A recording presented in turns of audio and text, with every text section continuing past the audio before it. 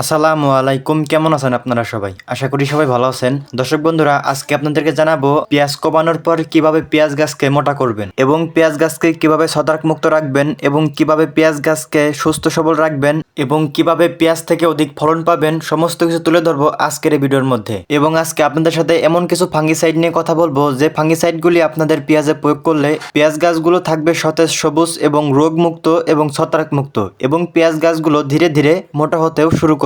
দর্শক বন্ধুরা, আজকের মূল টপিকটা হচ্ছে পেঁয়াজ কোপানোর পর কি কি ফাঙ্গিসাইড প্রয়োগ করবেন। দর্শক বন্ধুরা, আমরা অনেকে যে কাজগুলি করি পেঁয়াজ কোপানোর পরেই আমরা বায়ার কোম্পানির লোনা ফাঙ্গিসাইডটি আমরা আমাদের পেঁয়াজে প্রয়োগ করি। আমি আপনাদেরকে একটা কথা বলতে চাই, লোনা পেঁয়াজ কোপানোর প্রথম স্প্রেতে না প্রয়োগ করে অবশ্যই আপনারা দ্বিতীয় স্প্রেতে প্রয়োগ করবেন, এতে রেজাল্ট ভালো পাবেন ইনশাল্লাহ। অনেক সময় দেখা যায় পেঁয়াজ কোপানোর পরে পেঁয়াজের পাতাগুলি ভেঙে যায় কিংবা পেঁয়াজের গাছগুলি আঁকাবাঁকা হয়ে পড়ে যায়। তো এই ক্ষেত্রে অনেক ফাঙ্গিসাইড আছে যেগুলো প্রয়োগ করলে পেঁয়াজ গাছগুলো সোজা হয়ে যায়। তো এই সকল ফাঙ্গিসাইডগুলি আপনাদের পেঁয়াজে কিন্তু পেঁয়াজ কোপানোর প্রথম স্প্রেতে প্রয়োগ করতে হবে। এরপর 7 থেকে 10 দিন পরে আপনারা লোনা এবং লোনার সাথে যে কোনো একটি পিজিআর যদি প্রয়োগ করেন তাহলে কিন্তু পেঁয়াজ গাছগুলো থাকবে সতেজ সবুজ এবং পেঁয়াজ গাছগুলো ধীরে ধীরে মোটা হতে শুরু করবে। এবার আপনাদেরকে জানানোর চেষ্টা করব পেঁয়াজ কোপানোর প্রথম স্প্রেতে কি কি প্রয়োগ করবেন। অনেকগুলো ফাঙ্গিসাইড আছে যেগুলো পেঁয়াজ গাছকে সোজা করতে সাহায্য করে, যেমন বায়ার কোম্পানির ফলিকোর,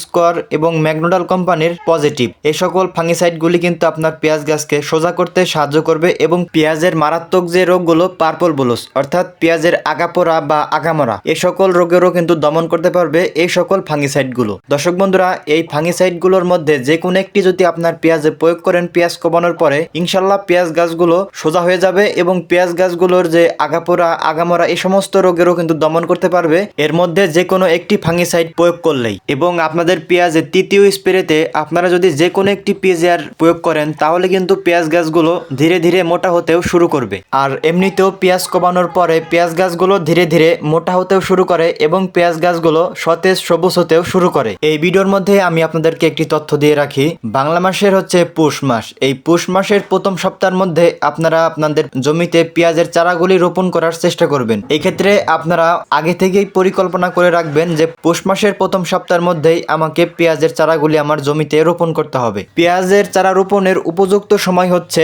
পৌষ মাসের প্রথম সপ্তাহ। বিষয়টি আপনারা আপনাদের মাথায় রাখবেন এবং আপনারা যে কোনো পেঁয়াজে চাষ করেন না কেন অবশ্যই ভালো জাতের পেঁয়াজকে নির্বাচন করবেন। ভালো জাতের পেঁয়াজকে যদি নির্বাচন করতে না পারেন তাহলে পরিশ্রম করবেন ঠিকই কিন্তু ভালো রেজাল্ট পাবেন না। দর্শক বন্ধুরা, আমার এই চ্যানেলের মধ্যে আমি আরো অনেক ভিডিও আপলোড করেছি পেঁয়াজ গাছ মোটা করার কৌশল নিয়ে, তো আপনারা চাইলে দেখে আসতে পারেন। তো দর্শক বন্ধুরা, আজকের ভিডিও পর্যন্তই, দেখা হচ্ছে আবার নতুন কোনো ভিডিওতে। সবাইকে ধন্যবাদ। আসসালামু আলাইকুম।